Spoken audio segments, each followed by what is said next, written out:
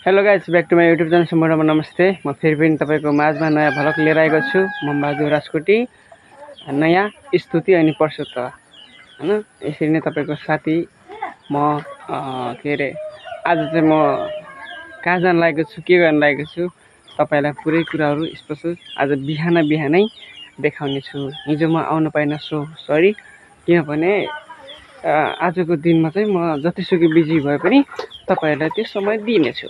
किनभने मैले आज साँझखेर होस् जतिखेर हुन्छ तपाईको माझमा यो भिडियो यो भ्लग आउने छ है। किनभने म आइरहने छु के है। आज चाहिँ कस्तो कुरा छ भने आज मैले जे कुरा हो अगाडि देखाउँछु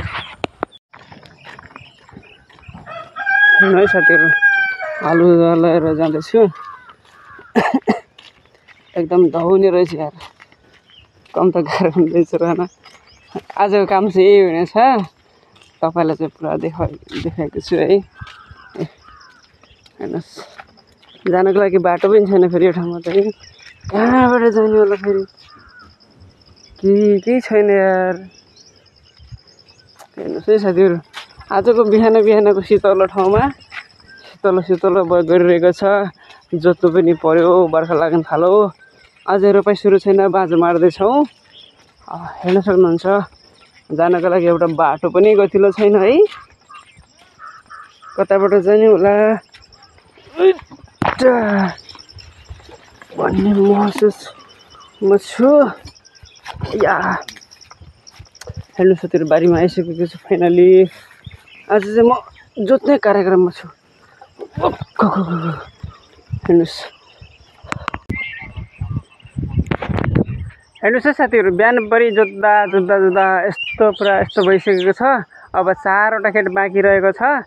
किनभने चाहिँ जोत्दै गरेको अनि त्यो भिडियो चाहिँ ल्याउन पाइन अनि सकिन के, एकदमै गाह्रो भएन। उता गोरुसँग पनि हिँड्नु पर्ने, उता अगाडि क्यामेरा समातेर पनि यसो हिँड्नु पर्ने, अलिकति अप्ठ्यारो लाग्यो। एउटा हलो हुन्छ, एउटा हातमा लट्ठी हुन्छ, अनि क्यामेरा चाहिँ कसरी हो। अब यस्तै गर्दाखेरि त्यो एउटा सेल्फी स्टेप थियो। अब त्यसलाई चाहिँ मैले ल्याउन सकिनँ आज हैन। त्योभन्दा पनि धेरै लामो छ नि त, अनि धेरै गाह्रो भइरहेको अवस्थामा आज यस्तै बिजीमा छु। हिजो पनि आउन पाएन अनि यतिकै भइरहेको छ। हेर्नुस् साथीहरु, आज चाहिँ फाइनली यहाँबाट त्यहाँसम्म पुरै जोतियो। हरे दुगो पलाएर हैरान भएको छ। अझै छ जोत्नु पर्ने, 8-9 कट्ठा जति छ जोत्नु पर्ने। अझै धेरै होला सायद, त्योभन्दा जोत्नु पर्ने धेरै छ। यसलाई आजैको दिन भ्याउनु पर्ने छ भन्ने एउटा मनबाट लिएको छु। अनि हजुरहरूको चाहिँ के छ, कस्तो छ दिनहरू घर गाउँतिर, के कस्तो जोत्नु भयो कि नै खेत हैन, रोप्नु भयो कि नै, के कस्तो चलिरहेको छ ल भन्नुस् है साथीहरु। आफू त के गर्नु हो साथीहरु, लास्ट 11 छ हैन। अब एक्लै घरमा छु, बालबच्चालाई स्कुल पठाउनु पर्ने, खुवाउनु पर्ने। आज चाहिँ आन्टीले गर्नुभएको छ सबै कामहरू। अनि यस्तै गर्दाखेरि चाहिँ आज मलाई दुःख लागेर आउँछ।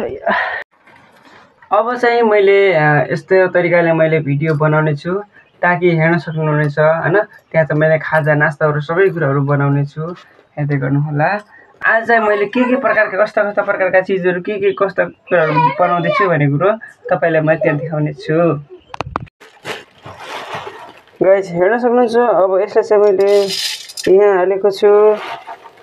यहाँ हालिसकेपछि यसलाई मैले यसरी चलाउने छु। माइ गॉड, यसरी चलाउने छु है। हेर्न सक्नुहुन्छ यहाँ कस्तो हुनेछ, यस्तो रहेको छ है। गाइस हेर्न सक्नुहुन्छ यहाँ यस्तो भइरहेको छ है।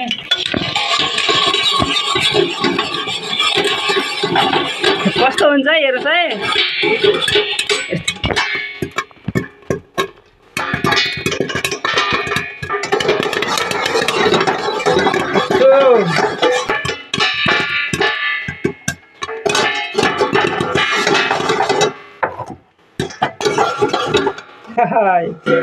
हेर्नु साथीहरु यस्तो भयो।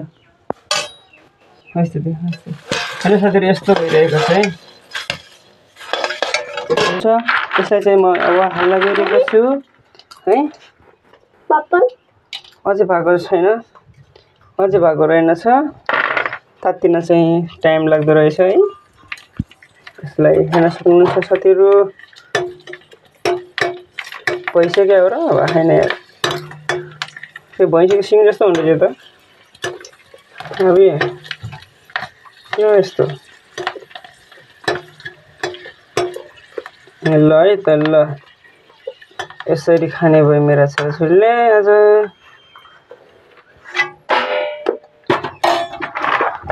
ल यसमा चाहिँ यस्तैमा हाल्छु, जति हुन्छ हुन्छ।